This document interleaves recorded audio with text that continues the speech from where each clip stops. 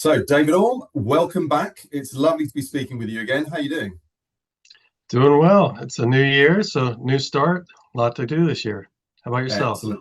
Yeah, very good. Thank you. Very good. Agree. It's been pretty manic first week back, but yeah, lots of exciting things going on. And I'm really looking forward to this conversation with you. Um, we're going to be taking the next steps on from our prior conversation, um, talking about more of your journey, but outside Cox, where you worked previously and ran their service procurement program. So, just as a little bit of a quick recap for people, David Orme, Global Head of Services Procurement at Pontoon. You were previously, in fact, do you know what? Give us the very quick, the kind of 1 minute reminder of what you did previously. Obviously, you came through the kind of consulting world, and then really Cox was a super interesting project for you. Yeah, sure. So I've had about a little over 10 years of services procurement specific experience across vendor management, procurement operations, sourcing, category management. Spent a little bit of time at Emphasis Consulting doing delivery um, post my MBA. Last 5, 6 years before I joined Pontoon, I was with Cox Communications, started out doing sourcing for them and some category management. Switched over to procurement operations my last few years, managing their supply chain enterprise programs, of which our managed service provider VMS program was one of those. We grew that program, doubling it in size. And when I left, we were managing probably about $1.5 billion in spend. Most of that, probably 90% of that was services procurement spend, across the three companies for the Cox family. Yeah, so I'm glad we were able to go into that in detail in our prior conversation because it's the sort of thing people need to hear about. These programs are becoming more common, and no doubt in a year's time, 2 years' time, you know, everybody's going to be doing this and doing it really effectively. But when you did that, and certainly coming into where we are now, the market is really just starting to expand out. So I think there's some great takeaways from that conversation in just the real world experience you had of running and growing massively a significant program. 1.5 billion is not to be sniffed at. it's a pretty impressive. It's a big program, and with the bulk of that being services procurement, it's a great example for people to see the challenges you faced and the journey along the way. But in this conversation, what I really want to do is step forward to what you're doing now with Pontoon Solutions, and just maybe initially start with the kind of thought process that you took into making that move from working for an end client organization like Cox to coming to a managed service provider that's effectively providing solutions into other organizations like Cox. What was the kind of thought process? How did that, when did you first start kind of pondering the idea? Yeah, so my role at Cox when I switched over to managing the MSP VMS program, it was initially it was just that MSP VMS program, but then I took on more of our enterprise, our strategic program, so our supplier diversity program, our contract lifecycle management system, our supplier diversity programs, and was really expanding into more of that strategic program management, managing the products that we were providing as a procurement organization. And that's really, I guess I could say I developed a passion for. I wanted to grow into building solutions for our internal stakeholders, providing the best customer service, almost more of a product development side as compared to your traditional category management, sourcing, supporting the business. And so that's really where it led to is, I started bringing on more strategic programs, expanding the influence that we had as a procurement organization from that lens, and seeing how we could expand those programs, how we could optimize the programs and better fulfill the needs of our internal business stakeholders. So looking at kind of our managed service provider, say Pontoon, the role opened up for our head of services procurement, really really coming in and driving the strategy, driving the product, developing the product to go to market for our stakeholders, our clients, and protect our prospective clients. Yeah, and I looked at that role and I said, honestly, it's a lot of where I was driving my previous work within Cox, right? I was trying to expand, influence, develop, a baseline product for us to say, hey, we want these services, this suite of services that we as a procurement organization provide. We want to help you, and this is how we do it. This is how we enable you, whether it be through, do you need to increase your supplier diversity spend? Do you need, our supplier risks? Are we making sure that we are adequately managing and reviewing our suppliers and understanding who's in our ecosystem? Or even from the MSP VMS side, growing that services procurement offering. We weren't a mandated program Right. from an MSP VMS program, right? So we grew. I mean, honestly, the program started 2006, 2007, years before I did, but as a staff aug program. And then a few years before I took over the role is when they actually started trying to bring in the services procurement. And they had a baseline, but then we were able to grow and double that while I was, building that program out. Yeah, and I think that's where the opportunity lies for organizations to move forward. Contingent workforce programs, there's a very well established solutions out there, both on the technology side with the vendor management systems and also with the managed service providers. And lots of companies have a fairly mature setups around that. The big gap and what people have been kind of talking about and nibbling at for the last 10 plus years is this service procurement opportunity, and just looking at the size differential within Cox as to how much of that 1.5 billion, with like over 90% of it being services procurement, it just really is a big eye opener.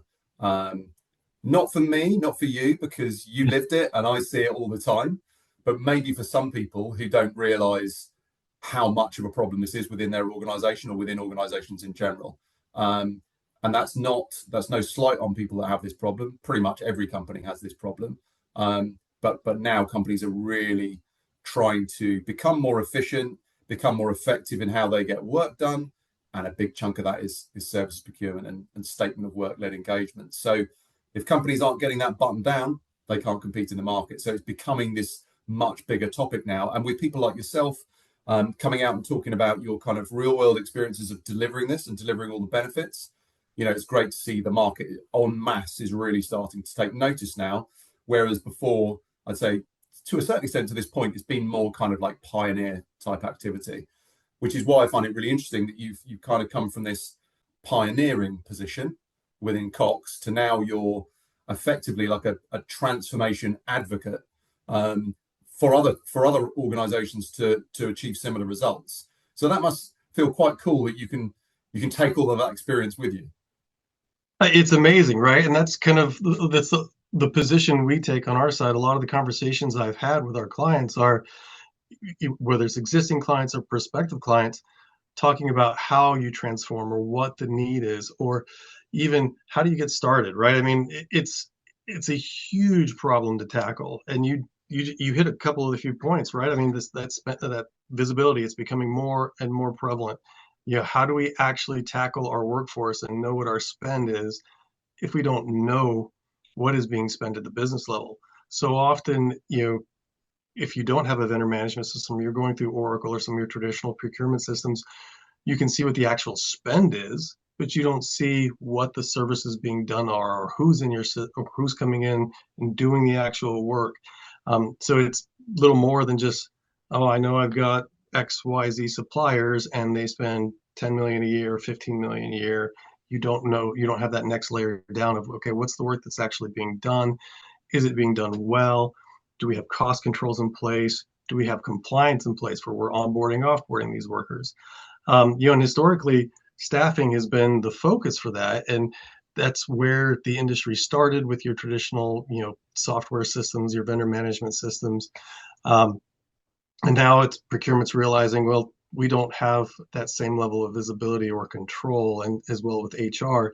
And now with those teams working more closely together, you're seeing a lot bigger push of, well, what are we actually spending on in services procurement? How many people are actually coming in? What headcounts? What services are we actually buying? Yeah, and the thing is, at the same time as that has happened, the use of services has grown massively. Um, there's a really interesting guy called Tom Evely, who's been doing a lot of research into services procurement. He's actually writing a book on it at the moment. I love a niche player. Tom is awesome. He's been on the podcast a couple of times. But some of his research has shown, some of the sources he's used have shown that the spend in services is growing at 5 times the speed of the spend in goods, which is not surprising because we're moving towards more of a services-led economy. And outside of that, work is moving. There is a shift towards outputs and outcomes. I was at a really interesting white paper launch at the Houses of Parliament in London yesterday, looking at how AI, for example, and the change in the workforce and the change in the way that we do work and the work that needs to be done is moving organizations towards the logic of output and outcome-based work provisioning. So there's a lot of things in flux at the moment, but the bottom line is that any organization, they all use services. Any decent sized organization is going to have a big amount of spend that's tied up in this. And like you say, they're very unlikely to have the visibility, the control, and also they're making it difficult for buyers potentially. The people within the organization that need to buy the services to get the work done, for that company to be effective and competitive in the market. If the procurement setup, the process is, if there's no process, not only have you got compliance and cost concerns, but you're actually slowing down the organization from doing what it needs to do and making it less effective and giving the competitors an advantage. So by putting the right processes, using the right technology, and actually having a dedicated program to support services procurement specifically, it's just a total game changer. So it's really fantastic for me. I see what we're doing with Zivio as a technology pioneer, as a services procurement system. We're in that kind of pioneer space as well. So it's fantastic to be able to collaborate with yourself and the team at Pontoon, who are really trying to take this to the next level. Just going back, sorry, carry on. Oh, I was just say it's interesting that you bring in the AI aspect of it, right? I mean, when you talk about, everybody's running to get AI in as fast as they possibly can, right? And there are some huge benefits within procurement alone, right? Just new softwares like Zivio itself, right? But then also just process improvement, automating of tasks, things that historically just you couldn't do.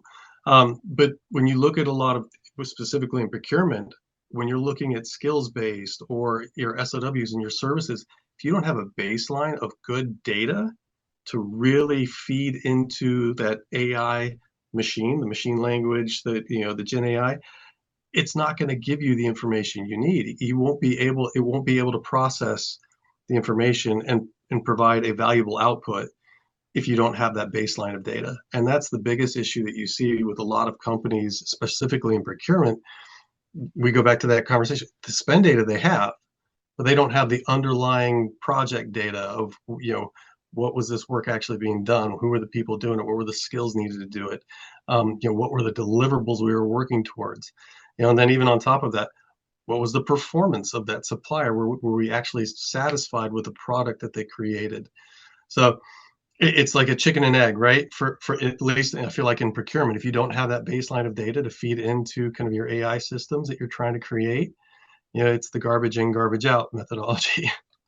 Yeah, and this is where companies that aren't getting on top of this are just going to get left behind.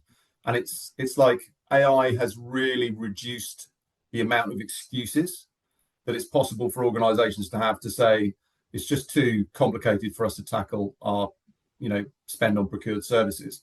Well, it's not.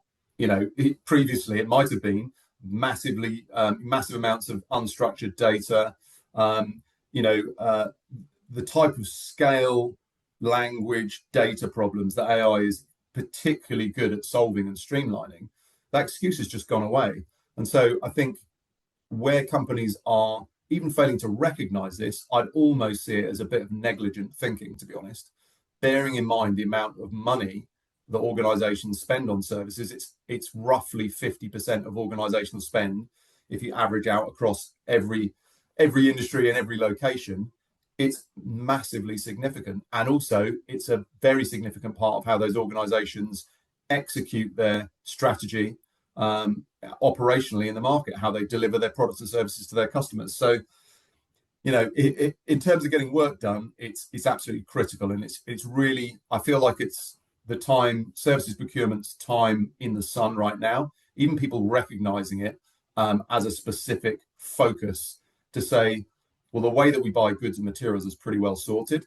The way that we buy people, whether it's hiring permanent employees or bringing in contractors and temp labor, is very well sorted. But this is a massive gap, and in a lot of cases, it's what 6 to 10 times the size of contingent spend easily. Oh, easily, and not even just the spend, right? I mean, and you talk about they've got it sorted. They've got a process in place for contingent labor and goods and services. One of the bigger issues that you see with services procurement is just the compliance issue, right? You've got so much services procurement being done in a T&M model, or even a manager directly managing these resources, and no one's thinking about what are the actual impacts of that. Or tracking it or monitoring it. So if you don't have the systems in place, you don't know a lot of what work is being done, especially in very unstructured organizations where managers are just managing to their budget. Well, and they don't have a policy in place other than, well, I can sign an agreement up to $1 million based on my career level, and I can bring in any work I want, however I want to do it. So not being able to have that visibility creates a massive compliance issue, and puts your company at risk. Yeah, and it feels like this is the last big area of workforce or work delivery that needs to be solved. I had a really interesting conversation with a lady from Dow Chemicals recently, and also with a chap in Singapore who was most recently at Netflix, talking about total talent management. Total talent management is something that's been kind of bandied around for a long period of time, and it's kind of one of those topics that people, to a certain extent, when you go to conferences, people would kind of switch off to it. It's like, oh, it's the same old stuff coming out, and there's nothing new. But part of the problem with that, and what's being recognised now with the growth of services procurement as a topic and a big point on the agenda, if you haven't got all of those channels visible and to a certain extent buttoned down, there's absolutely no way you can coordinate, because you haven't got that base level before you move up to the next level. So I think the other exciting thing that this does, it opens up the door. Once you get services procurement under control and get visibility on it, then the organization can start to make decisions about what's the most effective way for us to get this work done. What are our resource channels? Where should we be pushing stuff? And in an environment as volatile and uncertain as today's economy, that's absolutely essential. And anyone who's not thinking about that, they're missing a trick, in my opinion. Oh, absolutely, right. I think it was Staffing Industry Analysts put out a report, and I think they said 22% of your physical workforce is outsourced. It's third-party labor, but that 3% of that is IC and contingent labor. The rest is your services procurement. So if you're not managing your services procurement, there's a massive portion of just people, money, spend that you are not even, you don't have visibility into. Yeah, and going back to the point you made about data, the world runs on data. We all run our private, personal lives on data and technology and these efficient processes that help us do what we need to do. And just simply not having the information on this spend is just, it just seems to be completely crazy. But it's almost kind of snuck in through the back door, in the sense that services have always been quite complex. Organizations have been trying to solve the kind of workforce contingent labor problem and all of the other things they've got to solve. But services have been growing really rapidly.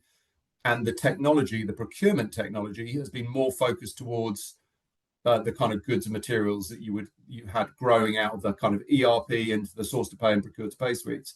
So that kind of guided buying and cataloging is very efficient and sophisticated when you're buying things. But when you're buying services, it's just this topsy-turvy world of services where the actual thing you're buying is incredibly hard to define, and therefore it's incredibly difficult to measure compared to buying a thing. So I think it's kind of snuck up on companies, but it's so big now, and the ability to differentiate and compete in the market versus your competition is coming down to finer and finer margins, quicker decisions, more flexibility and agility, and that has just made services procurement come right to the top of the agenda for a lot of organizations. But still, I would say there are plenty of companies out there that know there's a problem. They haven't really looked into it yet, but I would say they really don't know where to start. Would you say that's an accurate reflection? I would agree. I would agree. Like, don't know where to start, and they don't understand the full benefit that they would get from managing it, right? Whether it be through their own internal, like let's say they bring in their own vendor management system or a platform like Zivio and create their own team to manage it, or an MSP like Pontoon. Um, the the benefit becomes one for procurement, it's spend visibility immediately, right? You've got your spend visibility, you're able to onboard, offboard, the tracking. But what procurement I feel like often overlooks is the efficiencies you automatically gain within finance, within corporate security, within the time your business stakeholders have to put in to manage these, right? Because there's typically the management of a statement of work beyond procurement signing the paper and giving it back over to your business stakeholder, all falls back on those folks, right? The onboarding goes back to security. The manager has to put in the requests. They have to, approve the invoices. They have to make sure everything's done in a timely manner. They're tracking multiple requests, putting in multiple requests, potentially across different systems. Whereas if you have a consolidated, centralized system, that's done in one place. And you can see, just based on your profile, all the different SOWs you have, all the spend, the people that you have in there doing the work for you, the milestones, the deliverables, the outcomes, which honestly, a procurement team doesn't think about, because they don't, beyond making sure they've got the best price, and they've got the outcomes, it goes back over the fence, for lack of a better word, for somebody else to manage. You're making some great points there. I think so. Just making a couple of notes here as you're talking. 100% agree with you. There's other things that sort of often get missed as well, like even just like properly documenting in a technology platform your full services supply chain. Making sure it's lined up by category, by competency, all these sorts of things. That helps suppliers get greater visibility. The ones that, if you're measuring performance, the ones that are doing a good job get better visibility within the organization, more opportunities, better relationship. But for all of them, it's that visibility rather than maybe just sitting on someone's desktop or in their contacts, in their black book, whatever. It's like that's so inefficient. The organization, somebody, even just what you were saying about stakeholders, I think that's the ultimate crux of it. Making life easier, faster, safer for them to buy the services they need and get the work done and get great value. That for me is the absolute crux of it. That's what drives the organization forward. And like you say, if they're getting held up by a poor process or try and manage things on email, team, phone calls, files, Excel spreadsheets, we've seen it plenty of times. And they're not because of this carnage, procurement can't really help them effectively, because the amount of the volume of statements of work flying about, if it's not automated, if it's not captured, and there isn't a proper process, with the best will in the world, there's no way procurement can stay on top of that volume. It's just the procurement teams are always lean, and that's just it's just crazy. Well, and you talk about like the difficulty of getting started, right? I mean, and I feel like that's where it fails initially so often, is because when they build the business case, they're not looking at the people impact across the broader organization. They're looking at the potential cost saves or just the visibility into the spend, consolidating into one system that's a source of truth, which are all amazing benefits, don't get me wrong. But when you're trying to sell it across a multifunctional organization, it can't be, I guess it could be, but it's more effective if you're going across, HR, finance, corporate security, legal, involving all those stakeholders, your business teams, really building out that benefit to say, look, Tom, you manage, 4 SOWs a year on average, within our marketing group. Those 4 SOWs, the amount of effort that you have to put in, it's probably 20% of your time in a month, because you have to, whether it's time and materials, you have to approve and review the invoice that comes in, or if it's a milestone, you have to go back and check. All of that's done now within a system and within an MSP like Pontoon. They manage all that on your behalf. And then if there's an escalation or an issue, all of that resolution happens, outside of you. That it becomes more of a process that you don't have to deal with anymore. Finance doesn't have to chase invoices. Finance doesn't have to chase your internal stakeholders. You have a team that does that for you, and it's all managed within one system versus across multiple systems. Yeah, it takes me back to that initial kind of point that I think is really interesting, of you moving from kind of pioneer within an organization, running, being the internal kind of owner of that MSP and tech program, to becoming your position now, where you're effectively this transformation advocate that is enabling organizations to do this, going in and helping them solve the problem. With regards for organizations taking it outsourced and going to an MSP like Pontoon and bringing in that advisory capability from people like yourself, and that operational capability, and quite often the tech as well, what was there maybe the MSP sounds like it was in place at Cox before you came in, but how do you see that stacking up in terms of the business case justification? Because a lot of organizations, like, their knee jerk might be, oh, we can just do this ourselves. My immediate response to that would be, well, why aren't you? This is a serious thing that should be under control, and it isn't. But with lean procurement teams, and lots of other things going on in the business, that always feels like a fairly straightforward argument to me. But it is a strong argument that people put forward. Why don't we just do it ourselves? They do, and I'll tell you what, I candidly, 7-8 years ago, I probably would have been on that same boat, being in procurement. Well, I mean, why do we want to bring in more people? Like, why do we want to bring in an outsider to do this, right? Why do we want to hire someone to do what we can do ourselves? And to your point, the do it yourselves never happens, right? You can say all day long that it does, but I think when people start digging into it, they realize there's more to managing it than the capability of doing it yourself, right? You have to set up an office, almost like a vendor management office within your own company, to do it, right? And you look at most organizations, the vendor management is either done upfront with procurement, either through some third-party risk management. We offboard the supplier, into our financial systems. We sign the agreements. We make sure there's things in, clauses in place to protect us.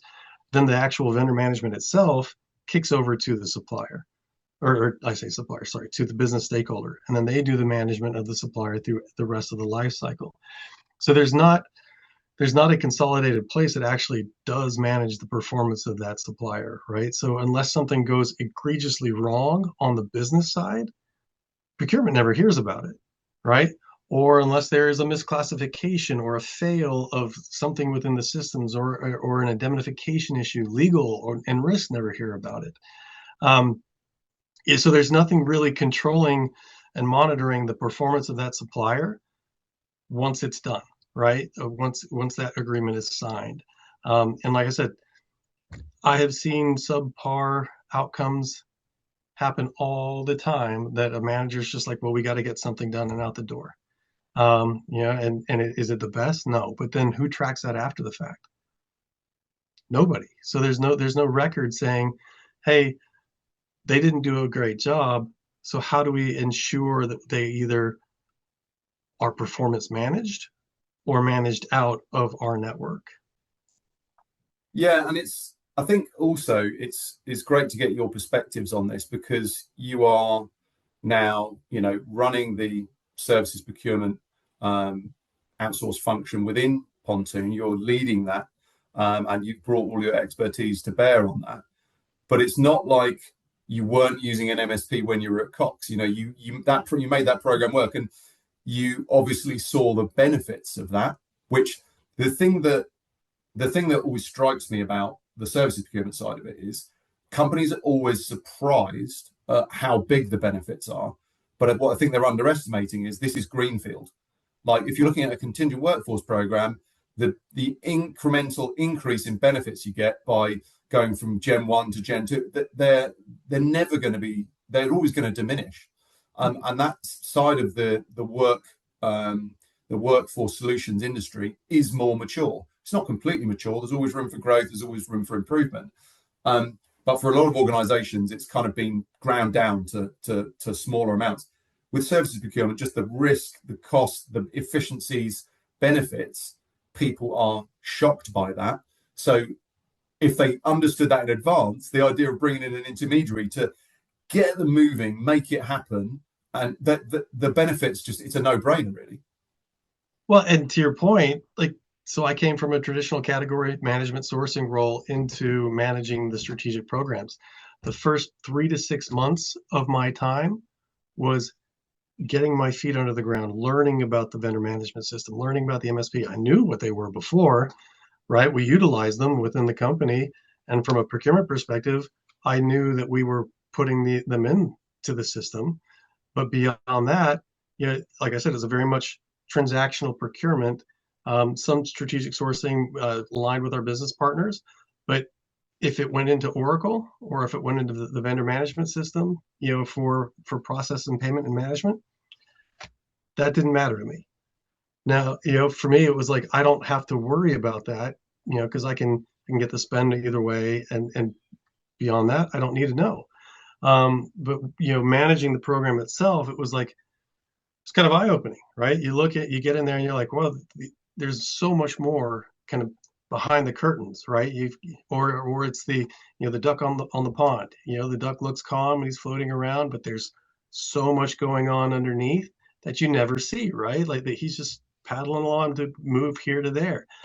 So that's what, for me, it's an education piece, right? I think that's the biggest issue that companies have is they see the benefits from a staff aug firm or staffing kind of setup with the VMS, but they don't realize that from an operational perspective and just a tactical transactional perspective, you have all those exact same benefits on the services procurement side, in addition to just being able to see that spend, see the outcomes, then drive more outcome-based strategic decisioning with your internal stakeholders to say, hey, look, we're now actively managing the supplier.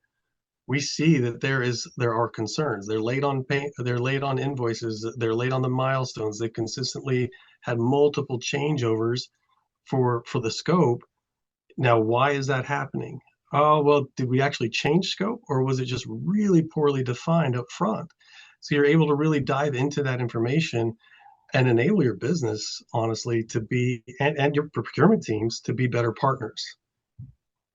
Yeah, and I think, you know, the fact that the MSP intermediaries, like Pontoon, bringing in your expertise, they're looking to take it to the next level, and being able to provide that to their customers, it can kind of, this is where you're getting into closing the loop around your workforce ecosystem, your total workforce, your total capacity and capability management as an organization.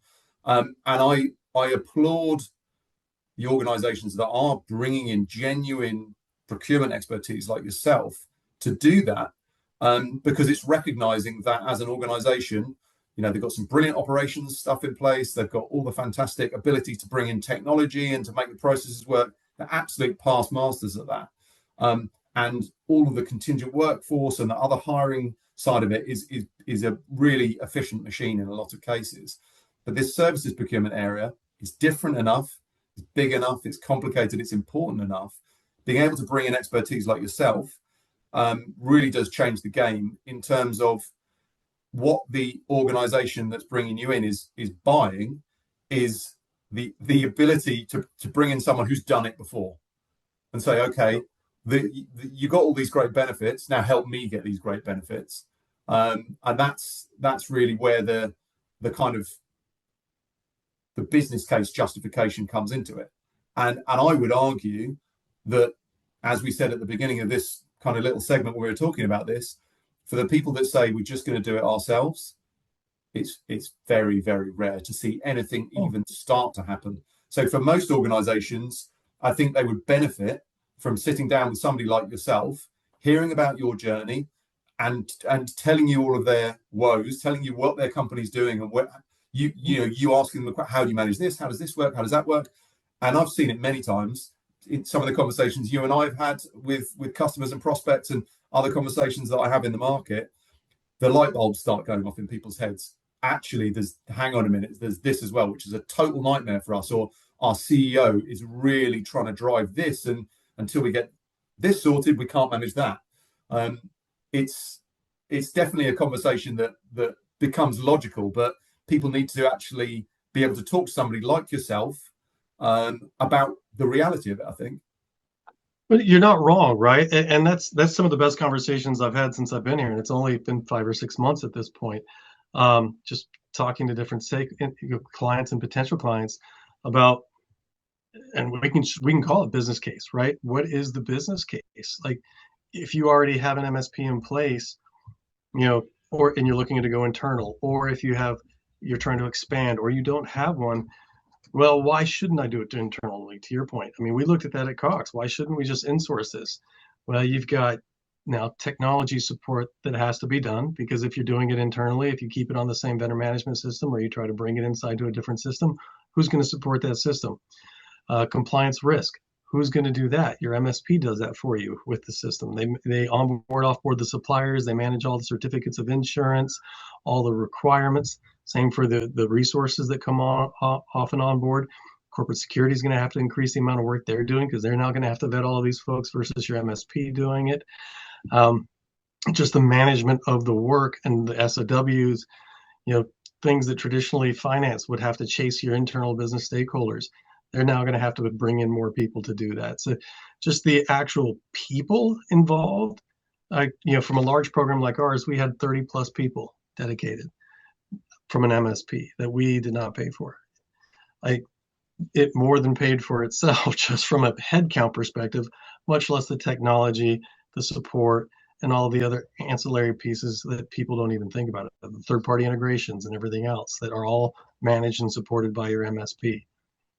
Yeah, I mean, I'd like to think that for me personally, from the point of view of a tech vendor, I've got an unbiased viewpoint as to how people should do this. But what I do have a very strong view on is that organizations should be tackling this. And so, even if just taking that principle into context, when I look at the market and I look what's happening in the market, and I look where most organizations are, they need help. They need help to recognize it, to understand it, to see the possible, because it's kind of like they can't see around the corner. They haven't done it, so they don't understand what the benefits are and how it's going to reduce their risk and enable them to compete. So it's very hard for them to jump to that point, or even, in a lot of cases, even put the business case together, as you say. So understanding people who've already walked this path and achieved those objectives and those massive benefits, I've got friends who are very good at gaining expertise in particular areas, or getting very good at things. And a lot of the time, they're taking on expert advice whenever they do any of these things. What's the fastest way to get good at somebody? Talk to somebody who's already done it. So bringing in expertise and bringing in advice, for me, the most important thing I'm super passionate about is organizations need to address this. They will be astonished at the benefits they create, but they do need to take action. And in a lot of cases, that's quite a lot of inertia to overcome, which it feels like that's one of the main things that stops people. Well, and if you think about it, a lot of companies, especially if you're talking about medium to large size organizations, a lot have grown through acquisitions. So you've still got systems that haven't integrated already. So it becomes daunting just from that perspective, right? Of, well, how am I going to, get all of these systems that we haven't even reconciled on our back end to talk to something else, right? Or, or even to handle the onboarding or handle everything else. And that's where I say, a system like Zivio or VMS is great, because they've got native APIs that talk into all those systems, right? So that implementation piece isn't as complex from that perspective to create a single source of record. And you're not wrong. That I think it's that education piece of really, well, what are we going to do from a technology perspective, and how do we streamline it, right? And it's like you're not trying to replace systems. You just become a single source of truth and an aggregate of all of like your pay systems, your onboarding, offboarding.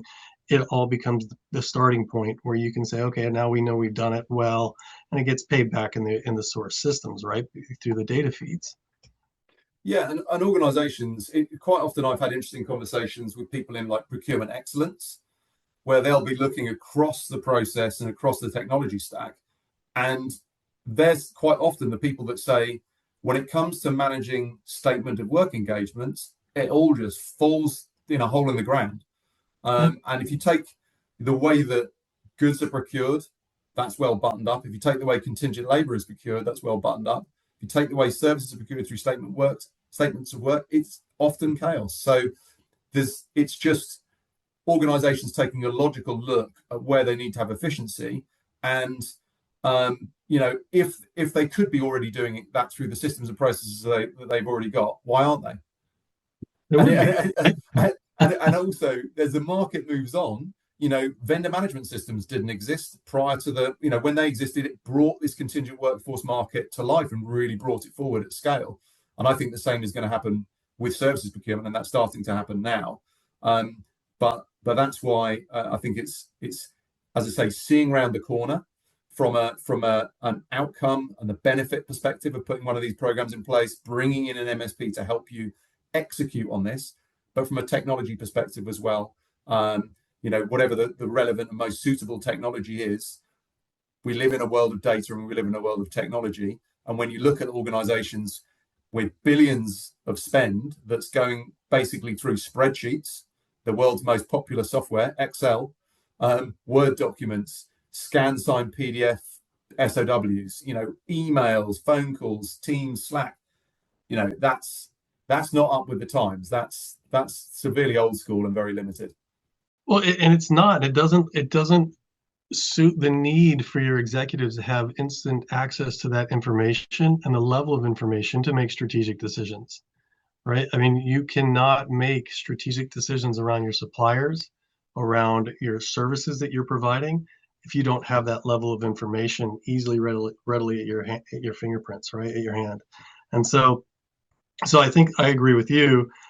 We're seeing a lot. I was looking at a lot of the RFPs that we've been responding to and the work coming in, and most companies now, are asking about some kind of component of services procurement. How do you manage it? Even if it might not be the focus of what they're trying to buy at this point, they want to ensure that they have that capability as maybe a phase 2 or a gen 2, right after something comes in. So.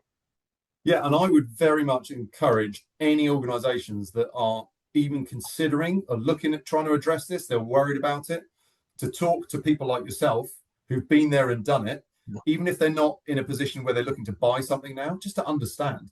Because, and that's why I really value you taking the time to have this conversation, because it's just spreading the word. It's just the art of the possible, putting it out there in terms of the hurdles, the ability to overcome those hurdles, where this can all go, what the benefits are, the business case implications. People just need to share this information, and it's, companies don't have to be competitive about it.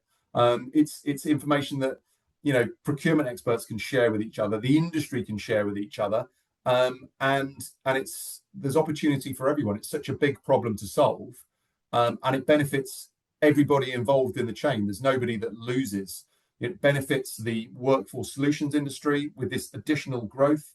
It benefits the organizations that are being served by that in terms of their savings, their efficiency, their market readiness. And it benefits the supply chain as well, because they're getting recognized for the good work they do. They're working through more efficient processes. And you mentioned that now, how can the organization make strategic decisions around spend when they can't see what's going on and what the performance is, things like that. It's also that, exec team within an organization saying, effectively, this is all the work we need to do in the next 6 months. How are we going to do it? How are we going to apportion it? What's going to be the best way to do these different bits of work? If you're not efficient at doing that, you're going to lose out to people that are, and that's where this is a little bit of an arms race of organizations in the same sectors saying we need to, pull our socks up in this area and really get organized. And when they do that, anyone that isn't is going to get left behind. And that's where the AI side of it comes in again, just in terms of the pace of change. But I feel like people are waking up to that. Would you agree? Oh, absolutely. Absolutely. Right. And that's why we're seeing, I think, that uptick, right? We're seeing a lot of more focus on services procurement of, well, how do we manage this better? To your point, how do we go to more outcome based versus T&M? How do we shift the risk from our company to the supplier providing the service, right? That's the whole idea really behind outcome based deliverables is I want a product. I want you to create this for me, and I want you to do it well. And historically, we've done some of that. Some of that's happened, but it's not the performance aspect of it isn't managed from that supplier. So you talk about like that 6-month runway. How do you get work done and these projects done? If you don't have that visibility, you're really working towards, all right, so John, who have you worked with before? All right, let's use them. Like they've done work for us. They know our product. Great. But you don't really know if that outcome that supplier has been providing the best outcome. You don't know if they've been providing the best price because you don't have that visibility into that information. And so, well, to your point, either they get left behind or they might get a product that's not the best that it could be at a price that they did not want to pay to begin with. Yeah, and looking at that from the kind of supplier performance angle, if you there's the other side of it as well, where there's competition for the best suppliers. There's competition for that expertise and those capabilities, and it's new capabilities are being required all the time.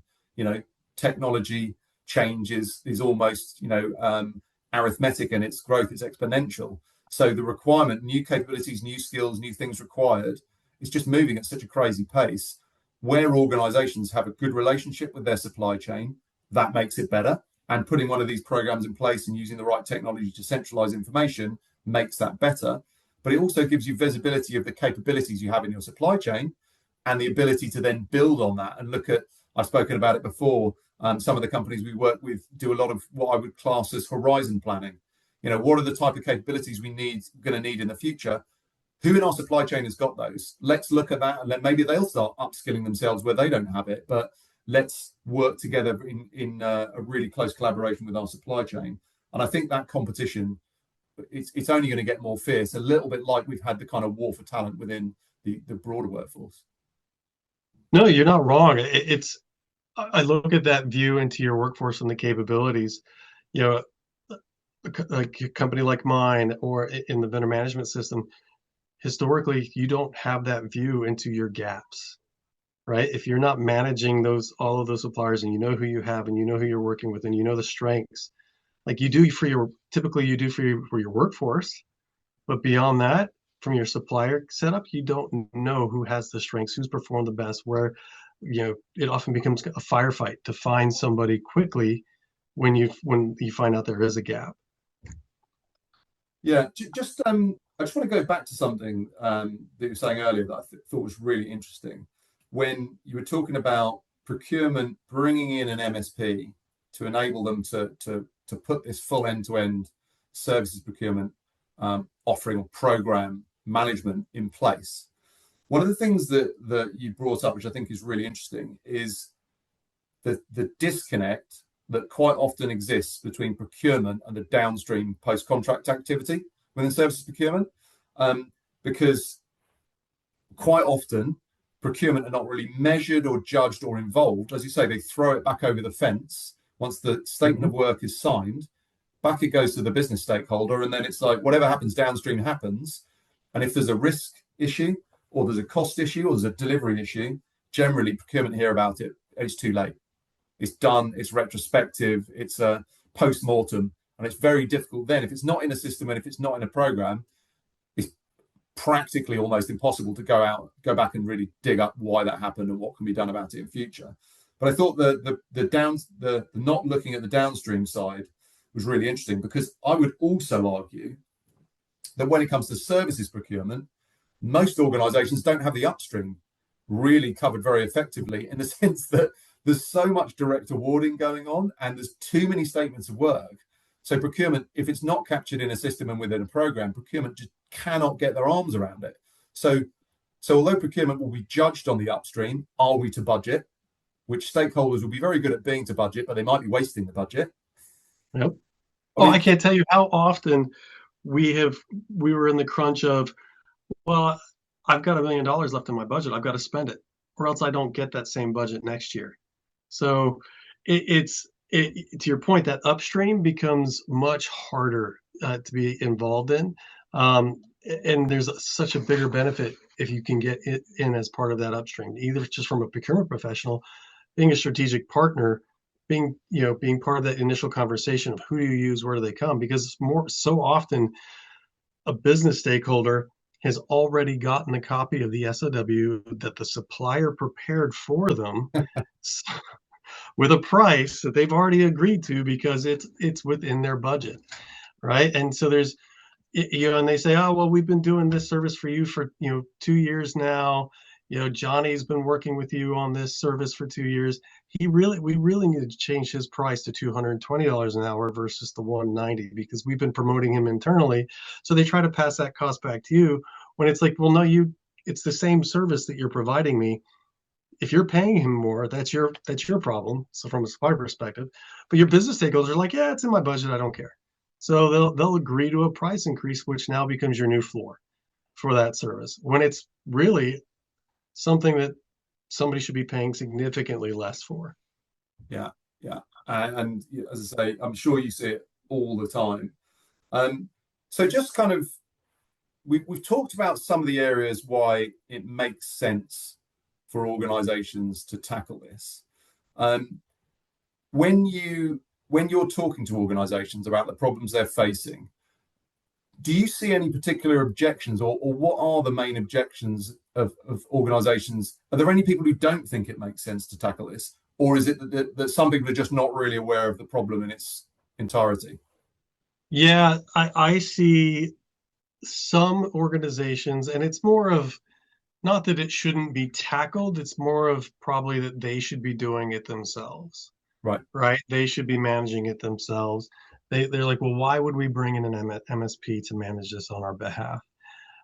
Or in extreme cases, you're not wrong. They don't think there's a problem because they're managing, they have a procurement process in place, but it's a tactical procurement process. So they're really just getting an SOW, check the legal boxes, make sure the price is within a range, and then it's signed and sent back to your business stakeholder, right? So you're really your business team is effectively still your procurement organization because they're doing the sourcing, they're selecting the supplier that they want to use, they're already agreeing to a price, and then they're sending it over to procurement for a final validation. I mean, at that point, it's already too late, right? I mean, your procurement team, they're just a check the box. They're not upfront saying, well, this price is not a market price. The supplier has a history of poor performance. There's all of that upfront work that is missed in a tactical organization. So a lot of times I will see in that extreme case, they're like, well, why would we need an MSP? Just because they're thinking more of from a procurement aspect. In my silo, I don't need somebody to manage an SOW because I don't manage an SOW. Right? I mean, and even in some of your scenarios, when you do have procurement professionals still part of that upfront process, and they're helping source and they're helping do RFX events even or driving, they still would say, well, but I'm not managing the SOW. My business stakeholder is. So what's the benefit for us beyond visibility into the spend, right? And we already have that because we're upfront as a strategic partner. So that it's some of those conversations. It really becomes that educational piece of look, it goes so much further beyond just that spend visibility that you need. You talk about when that conversation with your strategic supply or strategic professionals where they are part of that upfront process. I'm like, well, why are you part of that upfront process? Well, I've got to understand what the business needs. I've got to understand who they, what they're trying to source, the product they're trying to make, so I can help get them the best supplier at the best price, right? And make sure they're protected, make sure they have a great outcome. I'm like, okay, so beyond that, what do you think the SOW does in the management of the SOW? That's still part of that procurement process, that fulfillment of the service that you negotiated. That's still your customer satisfaction. That's still making sure finance is happy, that the business stakeholders happy, that they're getting the product they want, even that the supplier's happy, right? Because if your supplier is a good supplier, but they're having a bad experience because of a horrible internal stakeholder, you've got to be able to know that that's happening. And if you don't, you're really still missing so much of the value you can create for your business team and for your corporation. Yeah, that's you summarized that really, really nicely there. And again, that's where your procurement expertise and experience comes in of knowing what this is like living it in real life. And it plays again into that cost versus value conversation. You know, a procurement team might sit there and say, "Oh, we've done a great job of making sure everything's to budget," or that, you know, we've done some cost work up front. But if everything's going, you know, to hell in a handcart downstream, then that your savings and your cost benefits are gone, and not just neutralized, but taken into negative territory. So it's really that it's accountability within the business. Say we need to get this work done. We need to do it really well to be competitive in the market.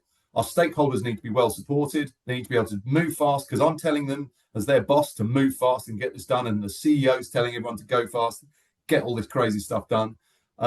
If that's not filtering through to an effective setup where the stakeholder can rely on a slick process, the best supplier, you know, an efficient setup, and help with all the stuff that they shouldn't be worrying about. Procurement should be worrying about it, or an outsourced function like what you're bringing with Pontoon, they're worrying about it. But if that's not all happening, then the side is being massively let down by these inefficiencies, and the concept of some sort of cost saving at the beginning becomes pretty much irrelevant. It can't be all about cost anymore. I mean, the best relationships I built weren't about trying to drive cost savings for them. It was about trying to drive value, right? I mean, like I said, we were not a mandated program, so it was a lot of building internal business cases of saying, you know, going in and understanding what the actual business was, what were their key problems, what were they trying to solve, and then saying, look, here's how our current MSP VMS setup can solve all of these problems for you, and frees up your time, gives you visibility, still manages that stakeholder and manages that relationship, manages escalations, ensures quality, ensures timely payment. I mean, I can't tell you, I think we talked a little bit about this last time, but most big companies have either early pay clauses or rebates based on spend. Well, your suppliers are smart. They put in there, well, if you don't pay me in a timely manner, I'm not going to, this is excluded from your overall rebate. So stuff that went through our vendor management system, 100% pay rate, and we could take either the early pay take 100% of the time or 100% of the rebates. If it went through outside the process through Oracle, I think the rate was 40% and it was more of a timing issue. Managers weren't responding in a timely manner. Suppliers didn't put the invoice in correctly. So there's all these issues that are easily solved by somebody actively managing that for you. And one of the things that has been mentioned to me time and time again from an end customer point of view is the importance of being able to prove the case, expand, move through different departments, move through different parts of the business, not necessarily try and crack the whole nut at once. It's a big problem, it's a big spend that you're looking at. Breaking it down into chunks. Where do you see the role of the MSP in terms of helping organizations move in that kind of process? So your MSP is your first line of defense, right? I mean, they are the customer facing, whether it be internal customer or your supplier. They are that bridge that is really making sure, one, that customer experience, that stakeholder experience is wonderful, right? And it is going as smoothly as possible, that there are no issues, or if there are, they're resolved as quickly as possible. So they become that conduit, right? Same thing on the back end. They're making sure the suppliers are doing everything they need to do. They're managing that process as well, making sure they're invoicing correctly. I mean, one of the biggest advocates for our program was finance. We always got the timely payments. We made sure that finance got their accrual reporting so they could accurately plan on an annual basis. We were making sure, giving them reporting on change order issues on, coming in, spend overruns, where they could make sure that they're tracking to their internal business teams' budgets. So we were able to help finance become another layer that became an advocate for us to the business teams. Excuse me. Saying, going to them and saying, look, you're having issues managing or getting things done timely. The vendor management system is the best place to get that done. And then you've got a team on top of that is managing all of these issues for you, because finance is pretty lean as well, right? As much as your procurement teams are. So they don't have the time and bandwidth to go through 80 invoices a day, right? To make sure that everything's being approved timely. Yeah, and I guess taking that forward, you're creating the evidence, you're solving the problem, you're providing the business case to move to the next step with the next team, and also with that MSP resource, that's where some of the flexibility comes in, to say, okay, here's a different department, and here's a company that's part of our group that was an acquisition, and here's a whole load of new cost codes, and here's a whole load of new complexity that you've got to deal with. But that's what the MSP and the program and the technology are there to soak up, and to just say the principles are doing this. The business case means you're driving X value and benefit. Therefore, it makes sense to apply it to this part of the business as well. There's going to be some wrinkles, and I think that's quite a large part for you guys, for organisations like Pontoon. You've got that internal infrastructure to soak that up. Yeah, the change management, the additional people, like you said, the implementation. We essentially become the front end for procurement, right? So much comes in through that team. You talk about classification, risk issues, supplier onboarding, offboarding. All of that then gets handled by the MSP, and then gets streamlined on that back end going back out, from a customer satisfaction standpoint.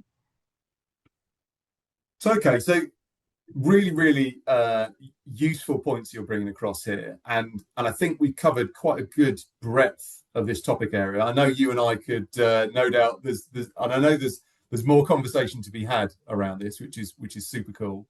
But if you just break it down now, look at the opportunity in front of you as an individual, and the opportunity within Pontoon as an organisation. You've brought your expertise in, and all of that experience of being successful at doing this, and you're also sitting within the kind of infrastructure and machinery of Pontoon, which is a large, powerful global organisation, which is part of a Deco group, which is an even larger global, powerful organisation. That must be pretty exciting, right? What are your kind of thoughts and aspirations on how you want to change things with this opportunity that you have? You are not wrong. It is very exciting, and it is a massive organization. Just from Pontoon going up to a Deco, with a CODIS, with LHH, and there's so many different inner working parts. A lot of what we're trying to do right now is really focusing on how we leverage each other, right, across the organization. One of my focuses for services procurement is really, I say focus. I'm going to say focus a lot. Making sure there's a bigger focus on services procurement, right? We do services procurement across over 20 different clients that are billion-dollar, some of which are multi-billion-dollar clients, and it's not that we don't do services procurement. It's that we have never really made sure that we take those best practices and bring them to bear in the market, and say, look, this is how we have done it. This is how we are doing it. Some of it's a little bit of a simplification of being able to say, hey, this is how we speak to procurement teams. This is how we really show the value of what we've done across just internally with existing clients, and what we can do with new clients, and it's just expanding at current clients. So there's a massive opportunity. I feel like that just because there hasn't been a concerted effort to really standardize and simplify our messaging, but then also to drive it actively out within the marketplace, and then also just internally with expanding within existing clients. Well, yeah, I think now's the time. The market is readier than it's ever been. This is a big concern for people. I think if you look across Adecco Group, like just the customer touch points that you guys have as a group, like incredible. Truly global reach on a massive scale, all sorts of different industries and locations and types of company, who are all going to have similar problems when it comes to services procurement. So I think I totally agree with you, getting the message out there, talking about the art of the possible, and also getting people to join the conversation. Like I say, even if they just want to understand their own situation or understand what other people have done, that is, I think, for me, that's the most important thing in the market at the moment, is just to bring things out into the light, and share this best practice, which, as I say, I've spoken to many really good advocates within organizations who are happy to talk about it. They're not protective of it. They'll say all the things that they were doing wrong beforehand. They'll say that the problems they came in trying to put a program in place, the things that maybe didn't work in the program to start with, but they'll also share the benefits and the results that they got from it. So I'm very grateful to you for joining me again to chat through this.